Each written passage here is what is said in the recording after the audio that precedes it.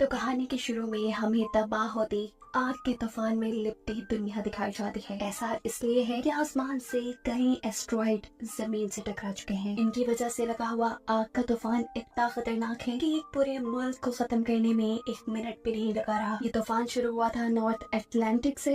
एक एक करके सारे मुल्कों को आग में लपेटते हुए सबसे आखिर में बारी आएगी ऑस्ट्रेलिया की। इस तूफान को वहां तक पहुंचने में 12 घंटे का वक्त लगेगा, लेकिन अपनी जान बचाने का ऑस्ट्रेलिया के लोगों के पास भी कोई रास्ता नहीं है।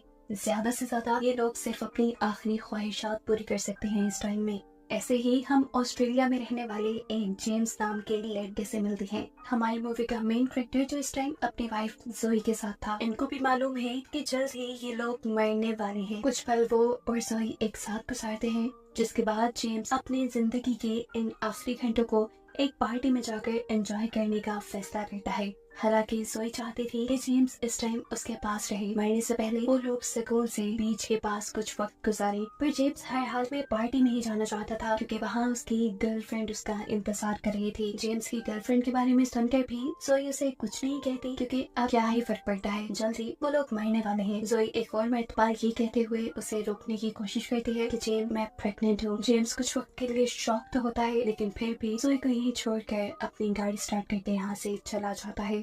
रास्ते में देखने को मिलता है कि जेम्स बहुत ज्यादा ड्रिंक कर रहा था, शायद इसलिए कि अभी तक वो सिचुएशन को एक्सेप्ट ही नहीं कर पा रहा था। सिर्फ उसी का नहीं, सभी लोगों का यह हाल था। मोस्टली लोग इस सिचुएशन को समझ नहीं पा रहे थे, और जो समझ गए थे वो अपनी जिंदगी के आखिरी पलों में अपनी मर्जी करना चाहते थे। ऐसे में एग्रेसिव लोग जो पुलिस और कानून की तरफ से बहुत सारे काम नहीं करते थे, वो सब भी सड़कों पर निकल आए थे। हर किसी को अपना बदला याद आ चुका था। जो जिसको यहाँ मारना चाहता था सरेआम मार रहा था।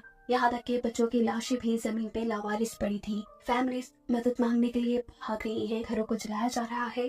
लोग अपने बच्चों को मारकर खुद सुसाइड करने पे मजबूर हैं, क्योंकि जिंदगी के 12 घंटे अफरा तफरी में गुजारना उनके ऊपर मुश्किल हो चुके हैं। वो मरने से पहले कोई और मुसीबत नहीं देखना चाहते। ये सब देखते देखते जेम्स अपनी गाड़ी चलाता रहता है, लेकिन थोड़ा ही आगे जाने पे उसे रास्ता कार्ड के जरिए बंद मिलता है। इससे पहले कि वो कोई दूसरा रास्ता चुनता, एक आदमी उसकी कार में बैठ के उसकी गर्दन के ऊपर चाकू रख देता है। जेम्स उसे कहता है, अगर तुम्हें एक कार चाहिए तो बेशक ले लो, लेकिन मुझे छोड़ दो। लेकिन ये आदमी कहता है, तुम कार चलाते रहो। वो पागल आदमी सामने एक आदमी का पीछा कर रहा था। उस आदमी के दिखते ही यह आदमी कार से उतर कर उस आदमी को बेदर्दी से चाकू से मार डालता है। न जाने उसने इस आदमी से क्या बदला लेना था। जेम्स जानता था कि अब उसके बाद वो पागल आदमी जेम्स को भी मार देगा। अपनी जान बचाने के लिए वो अपनी कार छोड़कर यहाँ से भाग जाता है। वो आदमी भी पागलों की तरह उसका पीछा कर रहा था, लेकिन जेम्स भागते हुए एक कार के नीचे छुपकर अपनी जान बचाता है। जिस कार के नीचे छुपा था वो इसके जरिए भाग भी सकता था, पर उसकी बदकिस्मती कि ये कार लॉक थी। एकदम से उसने देखा कि उसके सामने एक वैन आकर रुकी है, जिसके अंदर से 2 आदमी एक बच्चे को निकालते हैं। जरूर वो उसे किडनैप करके लाए थे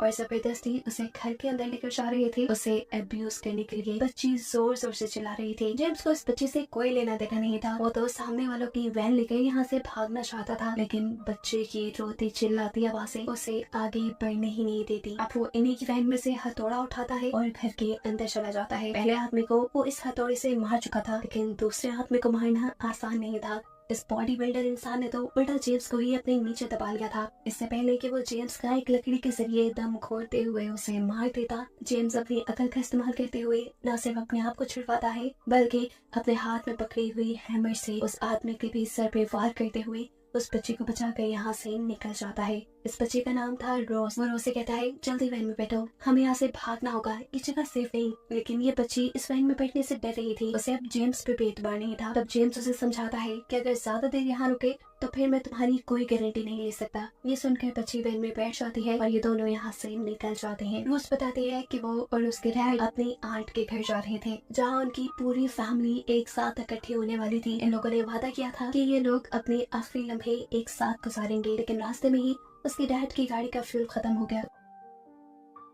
उसके डैड जब फ्यूल लेने गए तो इन बुरे लोगों ने उसे किडनैप कर लिया। रोज जेम्स से कहती है, प्लीज आप मुझे मेरी आंट के घर ले जाए। मेरे डैड ने मुझे कहा था कि अगर हम एक दूसरे से बिछड़ भी गए तो तुम वहाँ आ जाना, हम अपने आखिरी लम्हे एक साथ गुजारना चाहते हैं। जेम्स इस बच्ची की मदद तो करना चाहता था, लेकिन कर नहीं सकता था, क्योंकि इसकी आंट का घर शहर के दूसरे कोने में था। लेकिन जहाँ जेम्स को अपने लिए जाना था, जिस पार्टी में जाना था, वो शहर के दूसरे हिस्से में था। इससे भी बड़ी बात कि कार में इतना फ्यूल भी नहीं था कि वो पहले इस बच्चे को हिफाजत से उसके आंट के घर पहुंचा देता और खुद पार्टी में चला जाता। इसे कोई दरमियान का रास्ता निकालना था, इसीलिए वो रोज से पूछता है तुम्हारे डैड की गाड़ी कहाँ खराब हुई थी। उसे उम्मीद थी कि जरूर वहाँ उसे इस बच्चे के डैड मिल जाएंगे, जिसके हवाले उस बच्चे को करके खुद पार्टी में चला जाएगा। लेकिन उसकी बदकिस्मती की आने पे भी उसे रोज के डैड नहीं मिले। जेम्स बुरी तरह गुस्से में झंझला जाता है और इस बच्चे से कहता है, देखो लड़की, मैं तुम्हें अपने साथ नहीं ले जा सकता, लेकिन हाँ मेरे पास एक रास्ता है। यही करीब मेरी बहन रहती है, उनकी 3 बेटियां भी हैं, तुम वहाँ सेफ रहोगी और तुम्हारा वहाँ दिल पे लग जाएगा।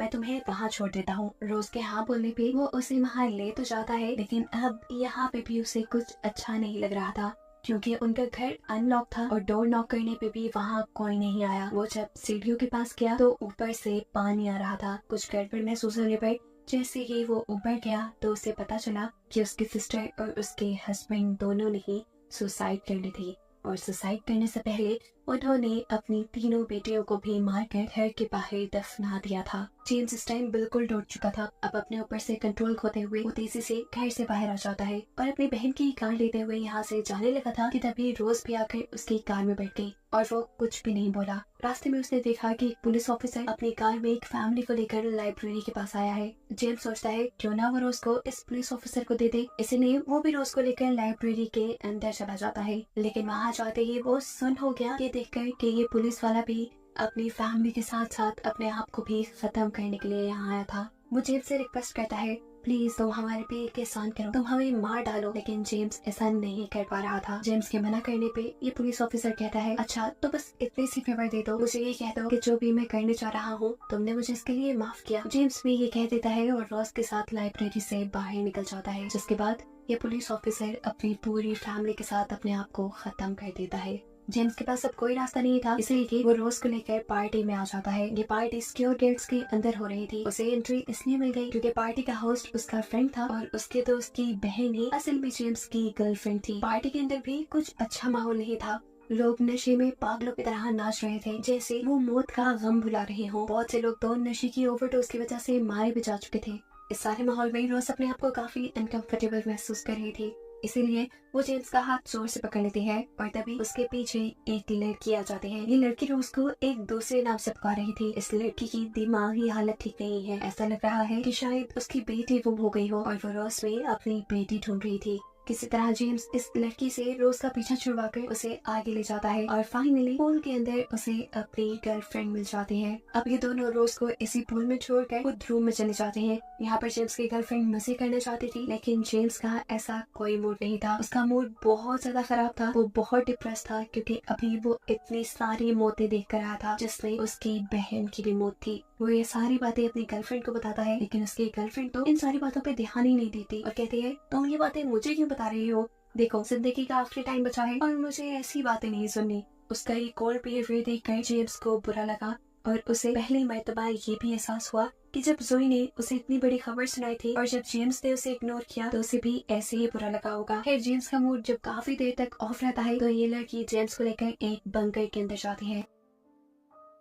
इस बंकर के अंदर बहुत सारा खाना और कुछ बेड्स थे। ये लड़की बताती है, देखो जेम्स, हम इस बंकर के अंदर रहेंगे। इस बंकर के अंदर 1 साल का खाना है और वो सारी सहूलतें है जो एक इंसान को जिंदा रहने के लिए चाहिए। अब दुनिया चाहे तबाह हो भी जाए, हम तो इस बंकर में जाकर छुप जाएंगे। ये लड़की शायद पागल हो गई थी। जेम्स उससे कहता है, होश में तो हो, ये जो फायर स्टॉर्म आ रहा है इससे इतनी आसानी से बचा नहीं जा सकता। चाहे तुम जमीन की कितने ही हजारों मीटर नीचे बंकर क्यों न बना लेती, ये फायर स्टॉर्म तुम्हें फिर भी मार डालेगा। जेम्स के मुंह से ये बातें सुनकर तो ये लड़की भी खौफ में आ गई और तभी इस लड़की का भाई भी यहाँ आ गया। हमें पता चला कि इस लड़की को मौत से डर लगता था, इसीलिए उसके भाई ने अपनी बहन से ये झूठ बोला था ताकि दुनिया खत्म होने से पहले एटलीस्ट वो पैनिक ना करे। और अब क्योंकि जेम्स ने इस लड़की को सारी हकीकत बता दी थी, इसीलिए इस लड़की का भाई ये नहीं जेम्स का दोस्त उसे मारने के लिए पीछे पड़ जाता है। अपनी जान बचाने के लिए जेम्स भागकर बाहर आ गया। बाहर जाते ही उसने जल्दी से रोज को ढूंढा, जिसे लेकर वो यहाँ से जल्द बाहर जाना चाहता था, लेकिन वो तो उस लड़की के हाथ में वॉमिट कर रही थी जो लड़की उसे अपनी बेटी समझ रही थी। असल में सेरा ने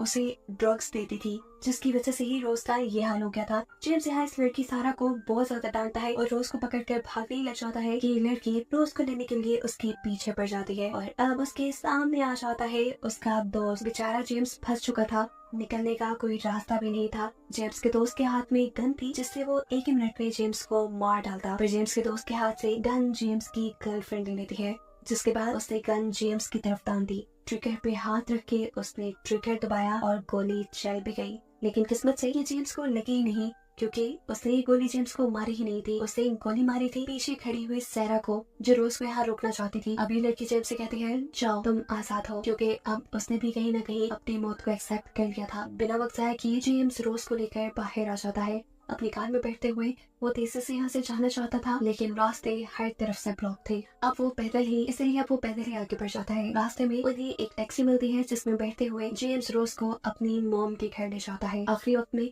जेम्स की मॉम उसे यहाँ पर देखकर खुश थी। उन्हें उम्मीद थी कि जेम्स उनसे मिलने जरूर आएगा। हालांकि ये तो जेम्स के प्लान में शामिल भी नहीं था। चाहे किस्मत जेम्स को यहाँ ले आई, लेकिन उसकी मॉम की उम्मीद नहीं टूटी। जेम्स यहाँ अपनी मॉम को सारी कहानी सुनाता है कि किस तरह वो इस बच्ची को उसकी आंट के घर पहुंचाने की कोशिश कर रहा है। उसकी मॉम कहती है अगर तुम जिंदगी के आखिरी टाइम में इस लड़की के लिए काम कर रहे हो तो बहुत अच्छा कर रहे हो और तुम्हें इसका रिवॉर्ड जरूर देंगे। यहाँ पर उसकी मॉम उससे उसकी बहन के बारे में भी पूछती है, जिस पर जेम्स उनसे झूठ कह देता है कि नहीं, मैं उनसे मिला ही नहीं। वो नहीं चाहता था कि उसकी मॉम को आखिरी टाइम में कोई बहुत बड़ा सपना मिले। अपनी मॉम को मिलने के बाद वो रोज को छोड़ने के लिए उसकी आंट के घर निकल जाता है और वहाँ पहुँचने पे इन्हें कोई नजर नहीं आता। करीब जंगल में जेम्स बहुत सारे लोगों की लाशें देखता है और उन्हीं लाशों में से एक रोज के डैड की भी थी। ये देखकर वो टूट गया। उसके अंदर हिम्मत नहीं थी ये खबर रोज को देने की। उसने रोज को बता दिया कि तुम्हारे डैड के साथ सभी लोग मर गए हैं। ये खबर सुनकर जैसे रोज भी पागल हो जाती है। उसे जेम्स की बातों पे यकीन नहीं था। वो खुद जाकर सब कुछ अपनी आंखों से देखना चाहती थी, लेकिन जेम्स उसे यहाँ रोक देता है और फिर एक कपड़े में उसके डैड की लाश को ढकते हुए उसके सामने ले आता है, क्योंकि वो नहीं चाहता था इतनी छोटी सी बच्ची इतने सारे मरे हुए लोगों को देखे। अपने डैड को मरा देखकर रोज की भी दुख की इंतहा नहीं थी। वो रोने लगी और ये सब देखकर जेम्स को भी दुख होने लगा। जेम्स अब यहाँ से कहता है तुम्हारे डैड मर गए हैं, चलो तुम अब मेरे साथ ही चलो। लेकिन रोज कहती है नहीं, मैं अपने डैड के पास ही रहूंगी, क्योंकि मैंने उनसे वादा किया था कि हम आखिरी टाइम में एक साथ रहेंगे। इस बच्चे की ये बातें सुनकर जेम्स की आंखों में आंसू आ जाते हैं। उसे वो टाइम याद आ जाता है जब जोई उसे अपने पास रुक रही थी। जेम्स के जहन में सिर्फ यही ख्याल चल रहा था कि उससे अच्छी तो ये लड़की है जो अपनों के साथ रहना, अपना वादा निभाना चाहती है। जेम्स भी अब उसी की तरह एक आखिरी अच्छा काम करना चाहता था।